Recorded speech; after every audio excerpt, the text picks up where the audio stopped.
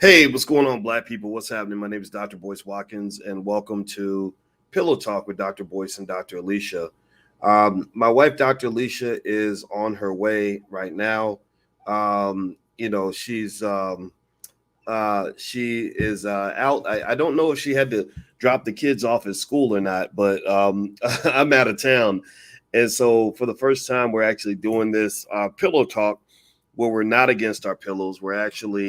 Um, we're actually in different cities, and so I saw this interesting topic, and I really felt like it would be a great thing for us to discuss as a couple because um, you know, I'd like to get the male and female perspective on this.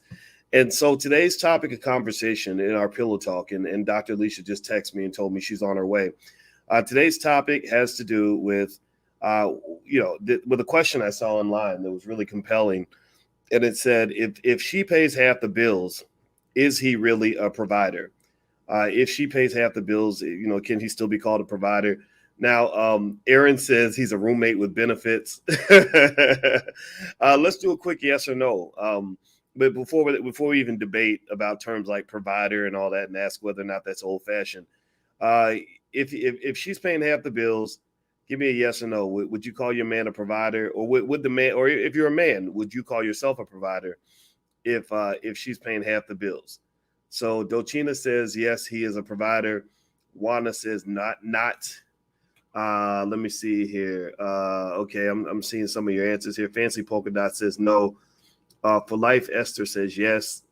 Wow, this is really fascinating. This is something that we should probably make into we should probably do a poll on this, man. Oof.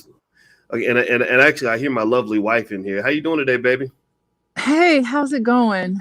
Wait, you Going got good. an avatar on your page. I don't know how to put an avatar in.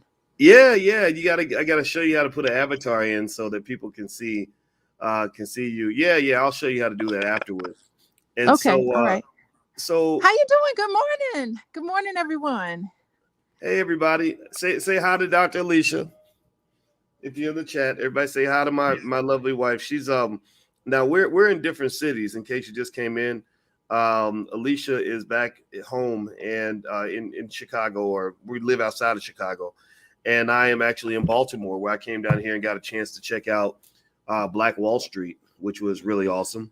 And so we're in different cities, but we really wanted to hit this topic. So, babe, what are your initial thoughts? I mean, there's this whole debate, I guess, online and whatnot, about whether or not a man can be still called a provider if he's only paying half the bills. Um, do you have any initial thoughts on that particular topic?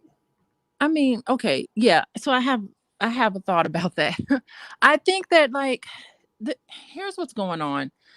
You're talking about a married couple, right? They're together, they have a family together, and you are wondering whether, if you split the bills in half, would the man be still considered a provider, or what would be an alternative to that? He's not a provider. Mm, okay. Is that Um, what happened? No, I'm just trying to lay it out there. So the idea is that um, you are a provider as a man when you can pay all of the bills or 75% of the bills. Is there a cutoff? Is there a percentage cutoff that makes a man a provider? I'm just interested to understand the thinking in terms of men being a provider and what that means. What does that actually mean to be a provider? mm.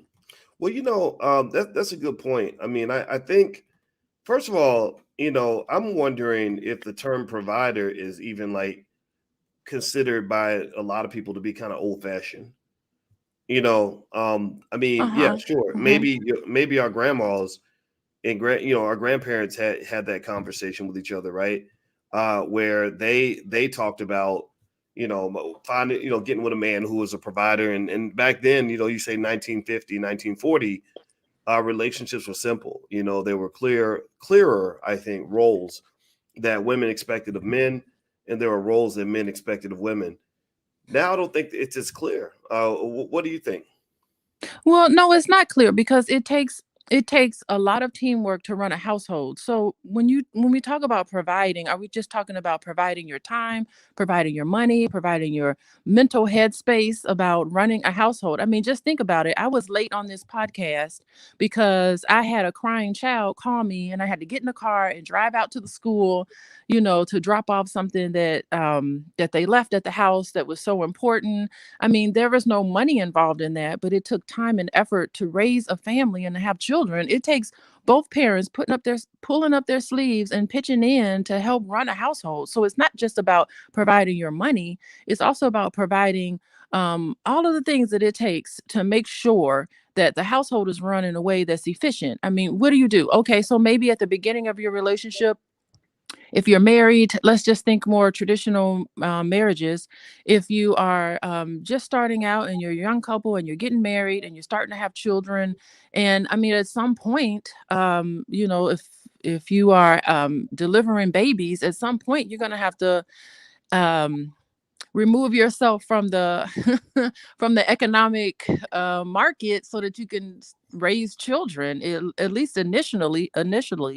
And it takes a lot of time and effort, and you're juggling a lot of things. What do? Do you put your child into childcare, or do you stay at home for a year with the child? What is it that you're doing and to raise a child? So at that point, maybe another provider, maybe the husband is the person who's providing. And or it could be that now in some situations, maybe the husband is staying home and the wife is working. So it's a negotiated thing, and I think it just takes everybody in the whole family, extended family included, providing support. So if I didn't have my mom here with me in many cases, we would be in trouble. So we need extended family. We need everybody pitching in to make sure the household works and runs the way it's supposed to run. Mm. Everybody, Hmm. I'm here with my wife, Dr. Alicia Watkins, and we're doing Pillow Talk with Dr. Boyce and Dr. Alicia. And this is where we talk about things that are Black, fun, and intelligent, particularly in the area of relationships. And Dr. Alicia isn't just running a mouth. She's actually a licensed therapist and a full professor of social work. And her website is coachingwithdralicia.com. The URL is right there on the screen. Everybody, please hit the thumbs up button, hit the thumbs up, share, subscribe button if you have not done that yet. We're building Black-owned media. We would love to have your support. If you believe in that we need more intelligent Black media, we tend to feel that way. So let me let me throw this out there, then, babe. I wonder, if I didn't even know what to think. I tried to process. I put it up on my Instagram to ask everybody what they thought. And my Instagram is the real Boyce Watkins. And on the ground, the opinions were kind of all over the place. I mean, it just seems Hmm. like there's just this chaos in terms of people not knowing what to think. And Hmm. and I know that as a Black man, I feel like it's hard to have that expectation of being a provider or making more money than a woman, things like that. Especially for the guys I know that are out, in the job market, because Black men don't get the same jobs that Black women get, and it's a little bit tougher for us out there. And so I've seen a lot of guys where that financial pressure and expectation thrust by society has literally caused them to just walk away from relationships and marriage. A lot of them won't even have relationships if they don't feel like their money situation isn't right. So do you think that these sort of terms like provider can put like undue pressure on men and make them sort of focus just on that one thing and sort of not be able to see their value in a relationship because of that? Yeah, I mean, I know a lot of men right now who are interested in women and they will not approach them because they do not feel like their money is together. And I know a lot of women who want men to approach them and they are more interested in in just having companion than they are in having a provider. So there is a disconnect between what men think that women really want and what women are really seeking.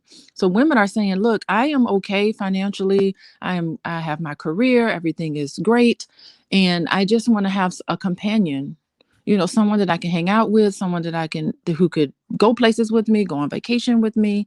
That's what a lot of women are saying, but what a lot of men think is that I'm not good enough if I don't have enough money in my checking account. That's what I am seeing. That's what I'm seeing just from personal experiences and clinical experiences as well. Hmm. Yeah, well, I Mhm. listen.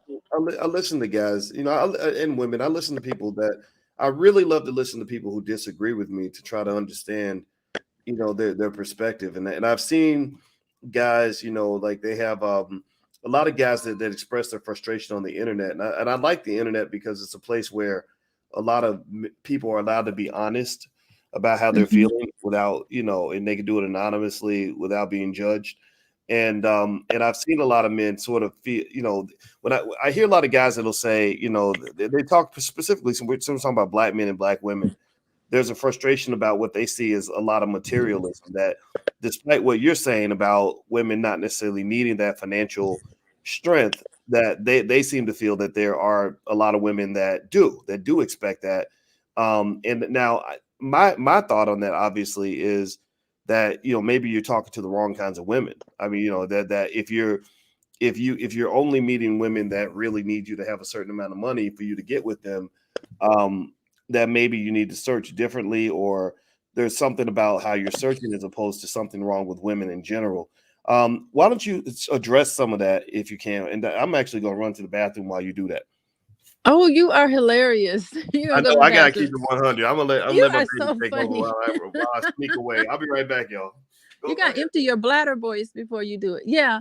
So, okay. So, what we're saying is that men are finding women to be gold diggers, and that's kind of fascinating. I do know someone who was complaining that women are only gold diggers and they're only out for money. And it was interesting about that one particular man who said that. I noticed that he himself was very focused on money. He was very much a gold digger himself. Now, I remember him talking about he wanted to date a woman, but he didn't date her because her shoes didn't match her clothes. Very superficial things. And I said, well, how was she as a person? And he wasn't even interested in her because he was very much interested in how she looked. Yet at the same time, he was the type of man who would walk around and talk about how women are only after him for his money, or only wanted he only dated women who were interested in taking her out to very fancy restaurants and spending a lot of money. And so I think that's fascinating that he was just only interested in money himself, but he would complain about the women that he came in contact with who was interested in money. So that's I think that part is pretty fascinating, how some of those things that you draw to yourself are the things that you're interested in. So if you're interested in, and the bottom line is that men and women really do want somebody to see them for who and what they are, and they want somebody to love them and accept them for who and what they are. They want to have that connection, and many times they don't feel that they're worthy of having that connection, and they put up barriers if they don't have some of these material things together. Now, I know a lot of women also who want men to be ambitious. I don't know if it necessarily has to translate into they have to have a ton of money, but you definitely want to date somebody who's just as ambitious as you are. You know, Mm. if I'm educated, I'm not going to date a stupid person, someone who's not educated. Just because you're not educated doesn't mean you're stupid. But I like to have somebody who's hungry for um, knowledge, like I am. So that would be really nice. I love, like, Voice. Didn't me and you, we talked about like, ooh, let's learn a new language. We're always seeking and looking for things to learn that's new. That part I really like. Are you back from the bathroom? Yep, yep. I am. Okay. All I right. am. I am. Yeah. Well, you know what? I think that makes perfect sense. What you're talking about really to me is you know what I feel like. I really think, and I don't know. Tell me if you agree with this, but I almost feel like it seems like in every individual situation, you got to figure out, what the rules are, what the expectations are. I know. I don't know about how the other men feel that are in this chat, but I'm confused. I just I I I became very confused in my 30s. When I would hear about, I would hear one minute, Beyonce singing about independent women, and loving being independent, and pay my own bills and do this and this and this. And so you get this sense that, okay, well, when it comes to those financial things, especially, we're not really needed. And what that does is that anyway, what that did for me and some of my friends is it took the pressure off. It's like, okay, well, these women, they got it. They holding it down just like their mamas did. So apparently we're not needed. In fact, we might get in the way if she feels like she's going to just run her household the way she wants to run it. But then you start seeing, some chinks in that armor. You see situations where maybe the narrative that's presented in media isn't exactly how women actually feel, that women are still, that men and women are different, and what I did was I went back to the basics where I said, I hear what media is saying. I hear people talking about all this independent woman who don't need no man type nonsense. But I believe women and men are different. And I believe that there are things that men can provide and things that we can do better than women can, and things that women can do better than we can. And so, honestly, I stopped trying to worry about being politically correct and just started focusing on trying to be correct, period. And to me, correctness meant that, I started reading books about biology. Like, what are women innately attracted to over millions of years of evolution? And I found that women, there's a reason why women tend to like men who are wealthier and more powerful. It doesn't mean it's always true. It doesn't mean that the guy with no money doesn't have a chance. I'm not saying that at all. There's lots of ways a man can be powerful besides money. We know that.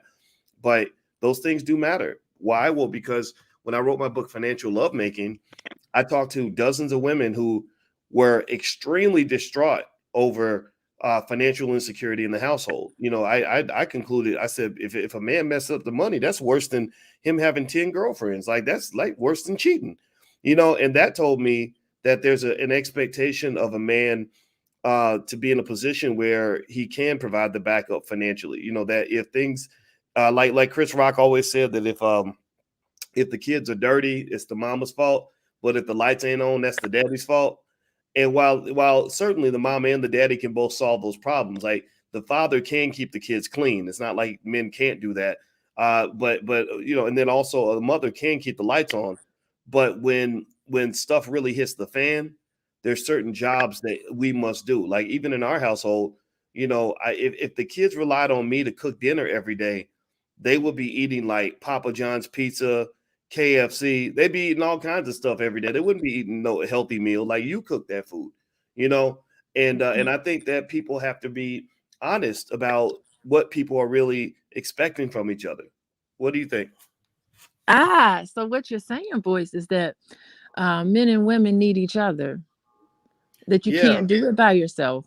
Men can't do it by themselves. Women can't do it by themselves. They really do need each other.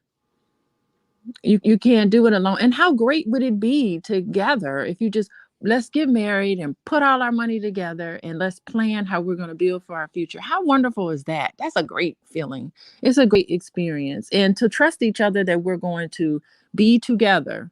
We're going to be together. And you talked about financial infidelity. That's a terrible thing, because that's saying that you're not working as a team. You're working independently on your own, and you're taken away from the household. What could have been, stronger for the household. When you talk about just infidelity in general, like, you have side men and side women and all of that. It's like you're taken away from the marriage, because once you step outside, there is no marriage. The marriage the union is over, once you do those sort of things, because we all know that um what God puts together, no man can take apart, right? So you have to be together financially, together emotionally, just together as a unit.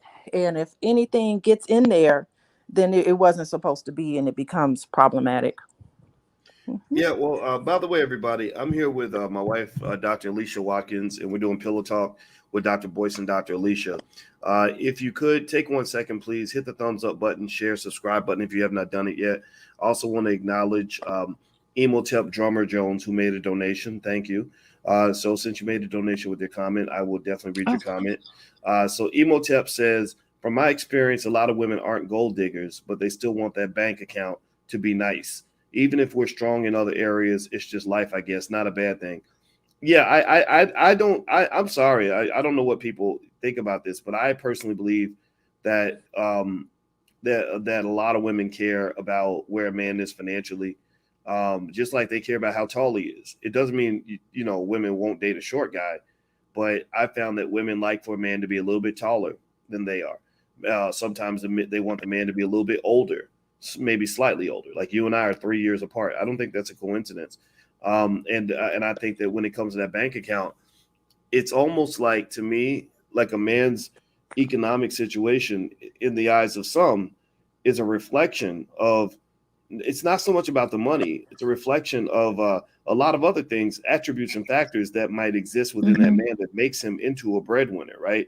So men who do well, men who are ambitious and hardworking and responsible and consistent and all that stuff, that does translate into economic outcomes. You know, Mm-hmm. Mm-hmm. I just think that it's silly to think that money doesn't matter. I just know too much about money to even believe that that's the case. And so, without getting into words like breadwinner and all that other stuff, I think you don't need to use terms like that. But I personally will say to you, that I don't know if I'd feel like I was the same husband if I showed up at your house and I was, receiving a welfare check. You know, Mm-hmm. I just don't know if that would make me. I'm not saying that that would necessarily make me a worthless man, but I would probably be scraping to find ways to add tremendous value to the relationship beyond the financial. Because when your wife is a financial giant and you feel like a financial midget, I think that does weigh on the soul of a man, as it should. Yeah, I mean, I'm just thinking, what if somebody, I'm not saying that school teachers don't make a lot of money or bus drivers don't make a lot of money, but, if they are married, even if you don't make if you're not even a millionaire, and you're just making, maybe $80,000 a year and you live in Chicago, so to speak. I mean, you're kind of modest there. I think that it's what you do with that money that's important, that tells you about your mentality. Do you just go and spend it up all the time? Are you reckless with your money? Or are you, are you saving and investing? And I got this side business, because a lot of people have side businesses going on. I'm going to take my money and I'm going to invest it in this, and I'm going to do this and watch this grow. What does your portfolio look like? So income is so much different from, what you do and how you plan for your money. And I think that's what makes women secure. It's to having a man to say what you mean and mean what you say. This is my situation. This is what I have going on, and not having it be something, a surprise. You're like, oh my goodness, all this time he was spending money on crack, or you know what I mean? Like just wasting money. It's that surprise that we don't like. Oh my goodness, the lights are cut out. What happened? I thought you paid the bill and you didn't do it. So it's just it's that sort of shock and surprise. It's that discovering things, and it's all of that I think kind of disrupts us. Like that would be something that would be very distressing to me. It's for me to think that financially things are one way, and then I find out surprisingly it's not. It's like in an instant, I'm secure. I'm secure and I'm thinking things are one way, and then in an instant I find out, oh my goodness, all of that was an illusion, and things, all hell just broke loose. So that is the sort of thing that is devastating to women, and devastating to people in general. I mean, it's the same thing with all sorts of infidelity, because I'm talking about financial infidelity is just as hurtful as even just having a relationship on the side. I mean, so that sort of thing goes together. It's like, here we are, we're going along and we are assuming monogamy, and then in the instant it's not monogamy. Here we are going along and people are assuming the money is this way, and then instantly we find out, oh my goodness, we're in debt and we need to have file bankruptcy. Like, it's those surprises that come up that can be, oh, they can be devastating to the relationship. Well, I'll tell you what, it's one of those things where it definitely requires, I think, some understanding and communication. I know that when you talk about money, Yeah. honestly, and I'm probably old fashioned when I do this, but usually when I'm giving advice about what to look for financially from your partner, I'm usually talking to women about what to look for with men. I guess because I get practice talking to my daughters about it and things like that. And one of the things I tell them is, that, it's that how much money a man makes or a person makes is not impressive. What matters is how much money they keep. Right. A lot of people make the mistake of thinking that financial security means making a lot of money. And there's a lot of people who make a lot of money who are not financially secure. There are a lot of people who make a ton of money who are an inch away from being broke, a couple paychecks away from, absolute destitution. And I know a lot of people who are really financially free, financially secure, freer than most people, who don't make very much money at all. That's right. Because maybe they make 70,000, but they only spend 40 of the 70 or whatever, right? And so I think that when it comes to money, how much you keep and how much you grow matters so much more than what a lot of people think, which is how much you make and how much you spend. So a lot of men will impress women in the wrong way. Like they'll show you how much they make, and then they'll impress you by showing how much they spend. Where to me, a smart woman would say, okay, well, we saw how much you made, but how much did you keep and how much did you grow? Because spending money could actually be a sign that this person is headed toward economic problems and devastation. Like if I'm trying to impress you by showing you how I dropped $1,000 on one dinner, you should be alarmed. Like, Yeah, what's wrong with you? You're spending a this much smart money. woman would be like, hold on, wait, hold on, wait, hold on, wait. Can you get a refund? Like, and I think that that's something that, but then see what that does, babe, is that makes me flip into talking to men about what you should look for in a woman, financially. You always talk about somebody respecting your resources. Yes, And I'm so big on that. I'm so big on that, Boyce. I feel like if you anybody who wants to respect their partner, respect the resources that they bring into the house. And I get upset if other people don't respect your resources. I'm like, I respect your resources and I expect everybody else to respect it too. So I mean, you bring a lot to your relationships, Boyce. And I like to see other people respect it as much as I do, because I'm very I have such appreciation and such gratitude for everything that you do, everything that you give. And I have a high level of respect for that. And I try to spend as much of my time, and I hope that you feel that, as much as my time, letting you know about that appreciation. I'm that's not going to take your money and just throw it down the drain. And I expect other people to do that as well. And so that's when we get into our conversations, about what's going on here, and making sure that this is important to us, because we have goals that we're working on. We got financial goals, we got things that we want to do with our money to do a whole lot of other great things, to give back in a lot of great ways. Yeah. Yeah.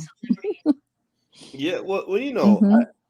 I think that respecting the resources is what that translates into is the role, one of what I think is a great woman's natural God-given ability to kind of nurture, provide, grow, and protect what's there. I think that women are at least anyway, I don't know, maybe I'm being stereotypical here, but great women I've known, like a woman like yourself is really good at kind of nurturing things. Like you think about it, for example, we have a garden in our backyard.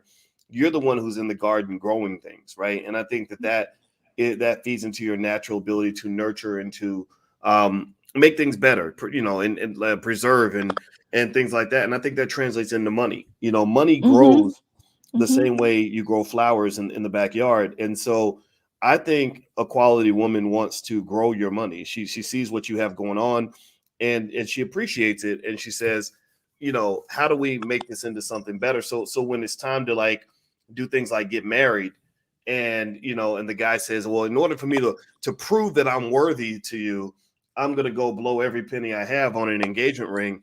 I think that a woman deserves a couple of check marks if she says, look, just, get me a nice ring. Let's get something pretty, but let's take the rest and let's put it down on a house. Let's take the Mm-hmm. rest and let's go buy some property. Let's do something that's going to allow us to build and to grow, as opposed to something that's going to make, the jewelry store rich. Did I sound off base when I said that? What do you think?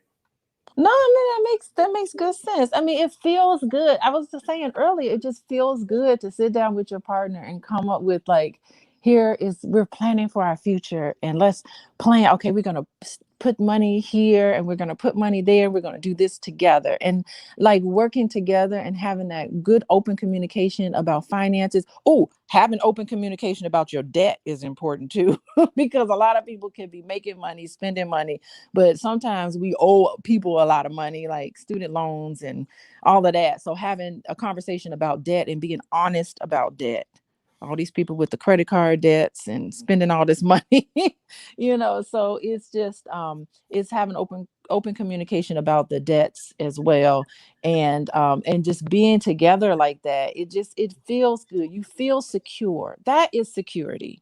It's just knowing it's not just one person providing and another person providing, and it's both of you are providing for each other, because knowing that, Boyce, if you need me, I got you. So you know that, right? And I know if I need you for anything, I know you have me. And so that just, it makes me walk around in the world more confident, because I know I got another person in my corner.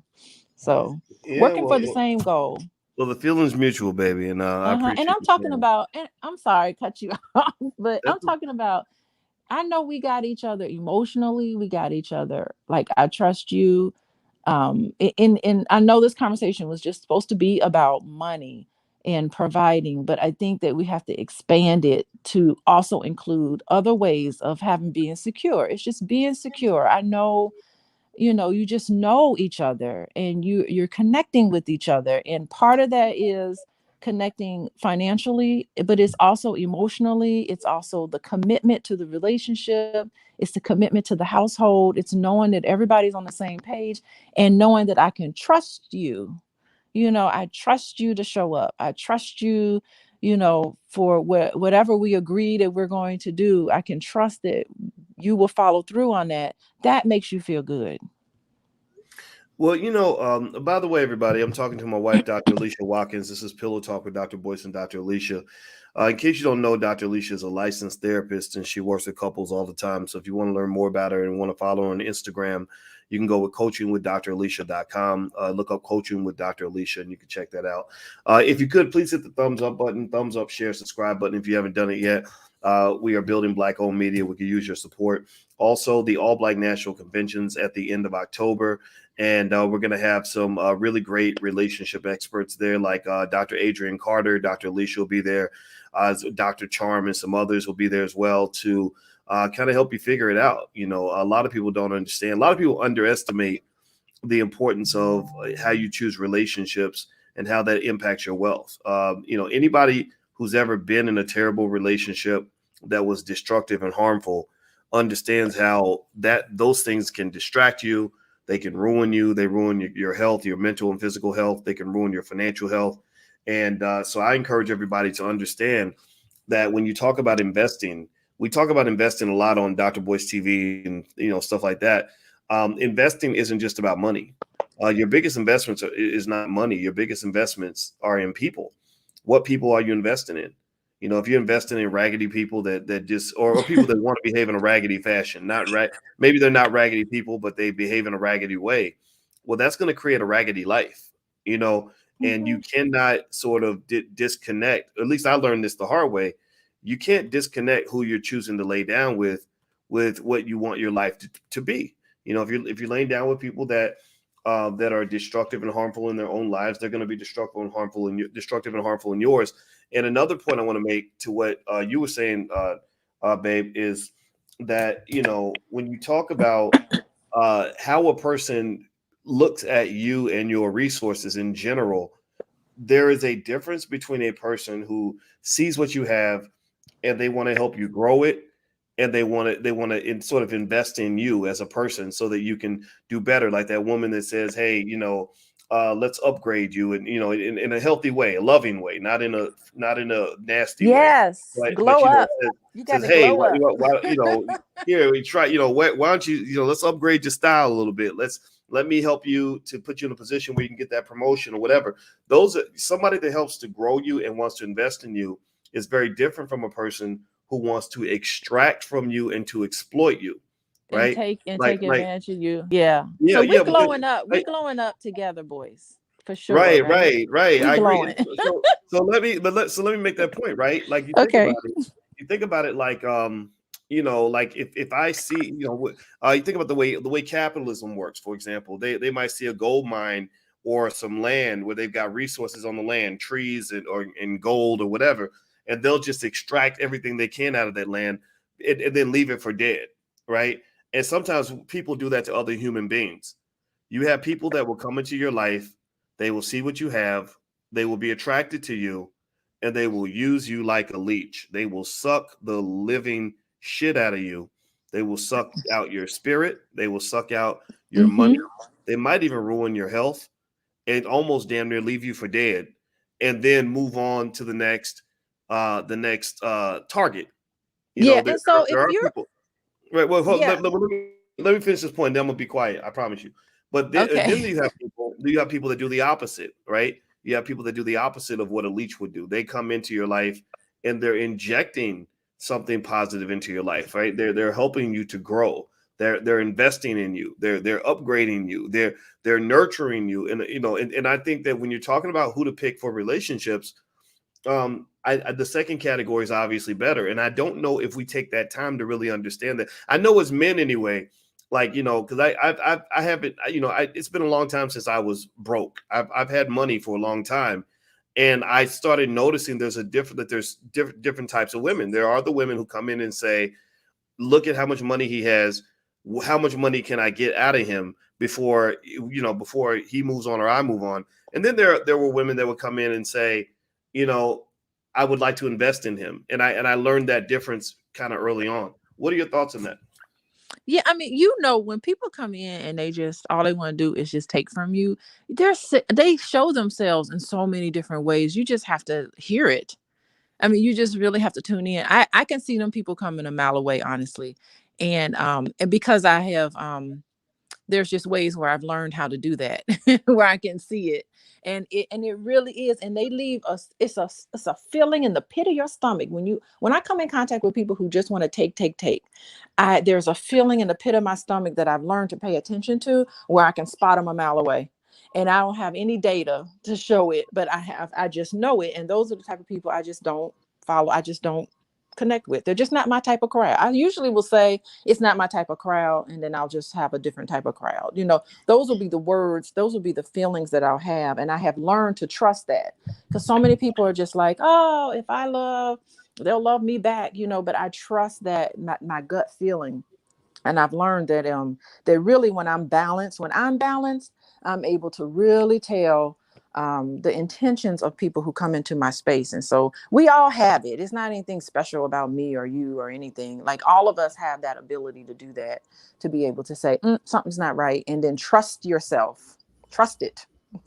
Because in the back, you're going to be like, I knew something was not right about that person, and you did never trusted it. You trusted what other people said, or you just ignored what you knew was the case. So I've learned to tune in on that. So there's ways where you can discern. I guess that's what that's called, discernment. There's ways where you can discern and people's intentions.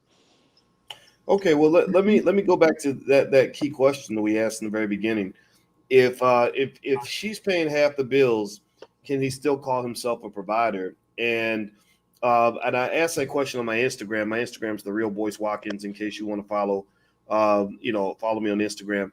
And the answers were really interesting. They were kind of all over the place. And I'm gonna read some of these to you guys. And there's my Instagram if you want to join the conversations. We like to use our platform for intelligent reasons, not to just do stupid stuff.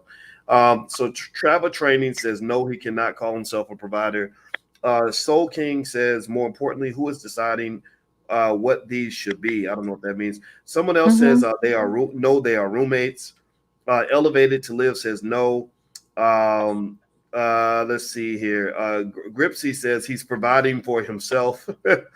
Bird Happenstance says, I'm far less concerned with my husband providing financially than I am with him providing emotional stability and guidance for our family. His time being present as we raise and educate our children, grow our food, and maintain our home is a priority. Now, you know what I think? Yes. Well, Yes. Who said that? That's There's a sister on here Bird Happenstance. That's her Instagram Bird profile. Happenstance. What a name! What an Instagram name! But that's like that's on it. Yeah, I'm gonna Yeah, follow her back. But here's the thing, yeah. right? Follow her back.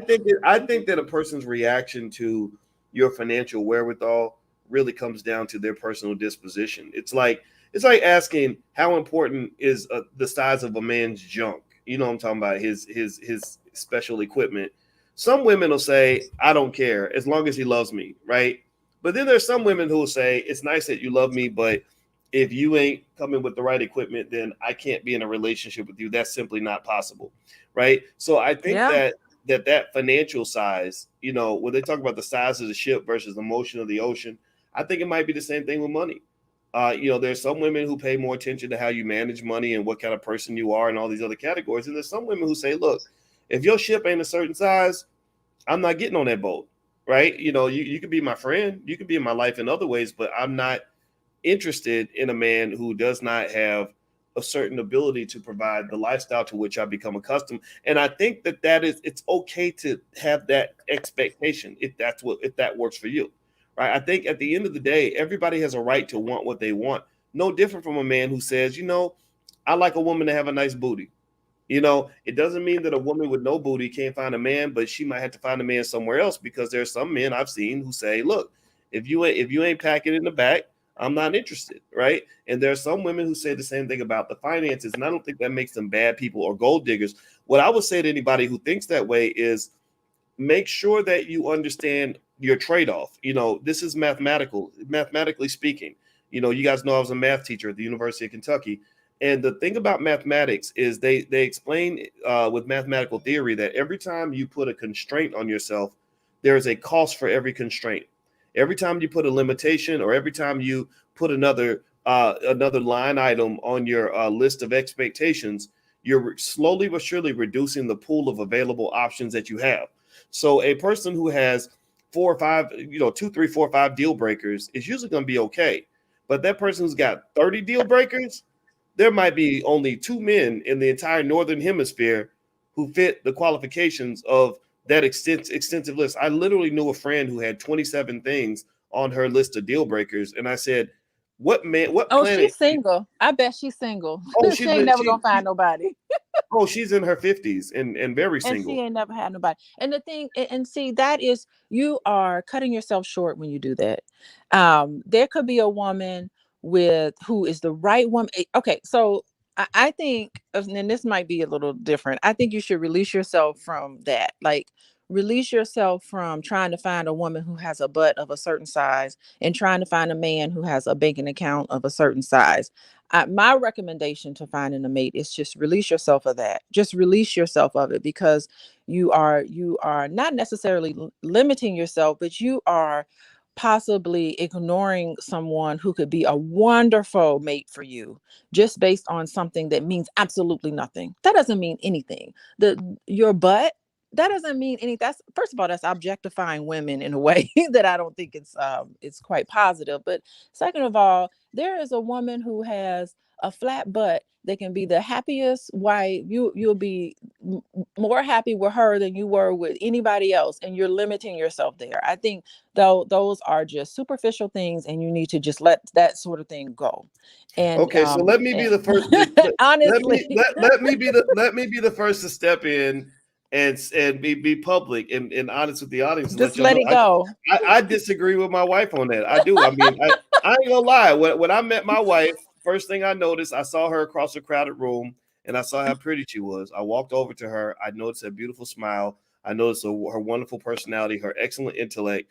And then when we walked out of the cafeteria and she's in front of me, I checked out her butt, and that's when I really officially fell in love. So that is when the angels started singing, and the romantic music But came on, and boys, suddenly everything's clear, and you know, like your whole life it flashes in front of you. And so I would just say to y'all, look, I'm here to just tell y'all, look, we ain't got to have the okay, same but opinion, but all let right, me I'm tell gonna say, you okay, this. so I no, I think people have a right to want what they want, and and I'm gonna tell you, you know, that's probably one of the things about black women that I think is great is that black women have bodies that I know some that black aren't women with replicated no. anywhere else. I know some black And women I with think it's no okay. breasts. I think it's okay to feel that way, right? As long as you are comfortable with whatever constraint you have, Now, if you feel like you're Okay, I not have a getting, wait. I'm go gonna ahead, babe. jump in because you are going on, and I'm notorious for cutting you off. So I'm gonna cut you off on purpose right now. I'm cutting you off because suppose I had said, I don't care what happens, a man has to be 6 feet tall, or he ain't, I'm not dating him and all of that. Then that would eliminate you, boys. How terrible my life would have been if I hadn't considered you as a mate. And here we are married and so in love with each other and all this wonderful stuff. I would be limiting myself if I'd be like, he's got to be 6 feet tall and blah, blah, blah. I mean, come on. Well, That is I not. think that if that had been your constraint, that would be your right, as long as you're Yeah, but I would okay. have lost out. What I'm saying You is that I you would have you would have lost lost out. out, but it would have been a bad constraint for you because that's not important for you. Height is not a deal breaker for you, but there are It areas that there are isn't. things for you that are deal breakers. There are things Oh, for really? you that right. There are things for you that are absolute deal breakers. So here's the deal. Look, and by the way, I apologize to any woman who felt that who doesn't have that pear shape or whatever that shape is that some of our women The have. Like so boxy the shape. the women with flat booties. I am not trying to be offensive to you. I promise.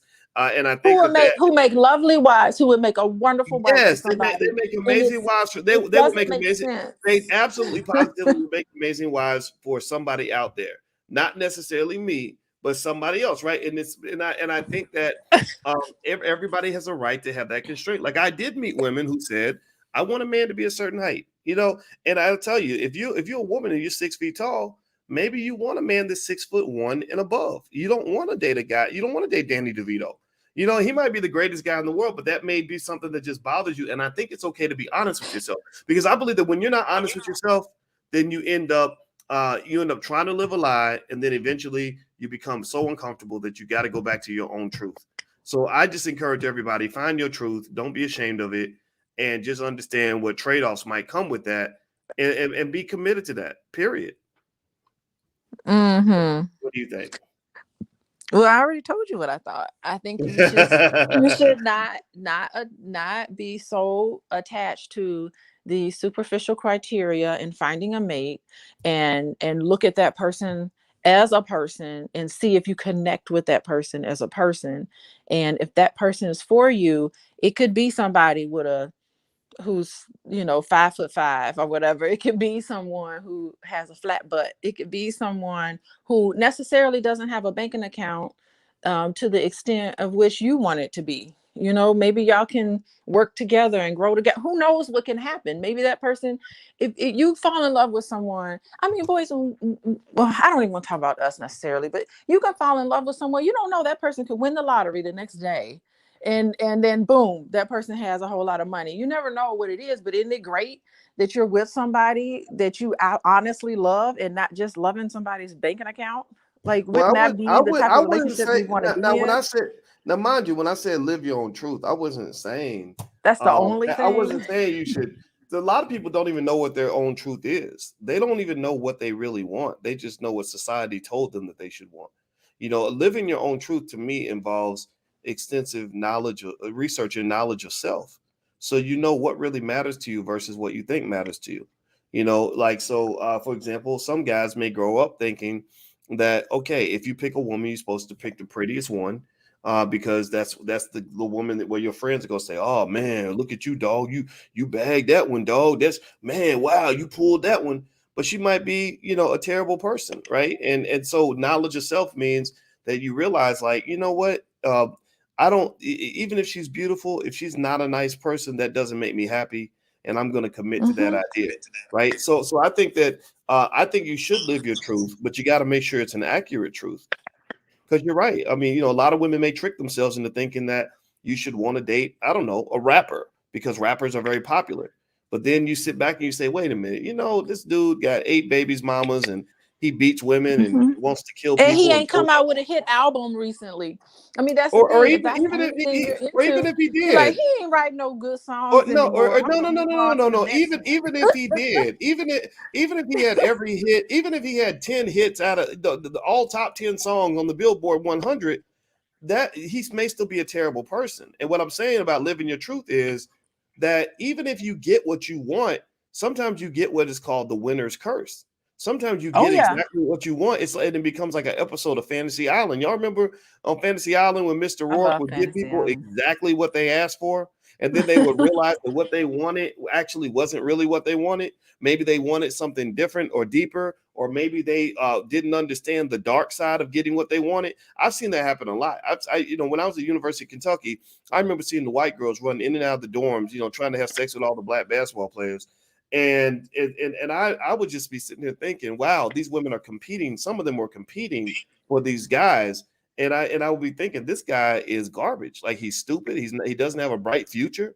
If he ever hurts himself or he doesn't get a chance to play in the NBA, he's going to be a worthless husband and father. He's not going to take care of his kids. He's irresponsible. How you But know all that? How do you know all of that? because I would talk to him, I could tell. Like, Well, I they know can grow. I don't. Okay, they, but they I can see your grow. point. They can grow, but some Negroes need to grow. Some Negroes are ain't never gonna grow, right? Oh my And believe gosh. me, as a Okay. 20-year-old talking to my friends, you could tell the guys that were solid and the guys that were not. Sometimes you luck out. Sometimes they change over time. I'm not saying they don't, but I will Okay. say that that a lot of people would invest in a person without doing research on the person. All they would research is the superficial. Oh, he's popular. He's a basketball player.